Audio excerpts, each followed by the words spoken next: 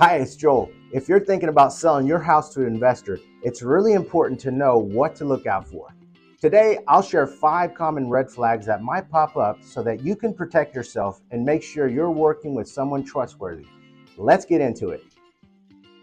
All right, red flag number 1, no proof of funds or track record. Picture this, you're ready to sell and the investor says they want to buy your home, but they can't show you they actually have the money to do it. If an investor wants to buy your home, but they can't show they have the money to do it, or if they don't have any experience buying homes, that's a big warning. Proof of funds is a document like a bank statement or a letter from their bank that shows they have the money for the purchase. Their track record is like their history in buying homes. It's proof that they follow through with other sellers just like you. So here's a personal tip. Here's how you can protect yourself. Ask the investor to show you recent proof of funds, like a bank statement dated within the past month, so that you can see they truly have the money available. Then ask them about their experience. Say, can you tell me about a few homes you've purchased recently? Or do you have any past clients I can talk to?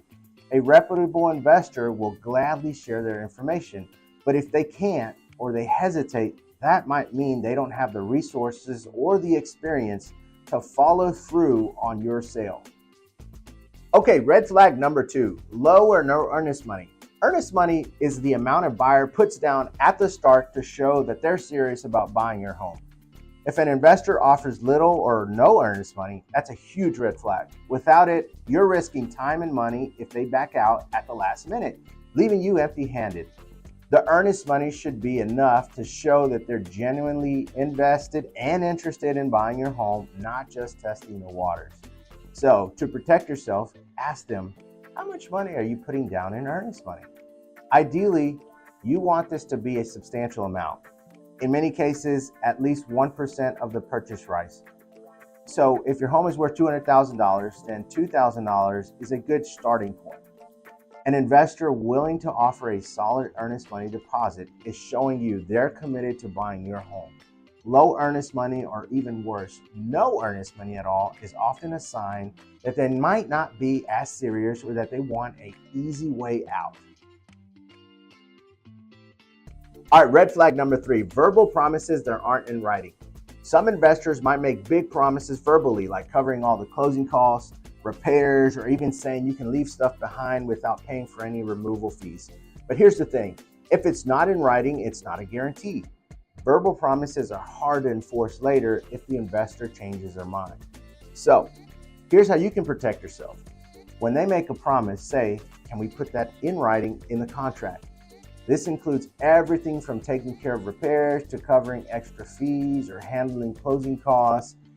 A reliable investor will happily agree to write these details into the contract, ensuring it's all official.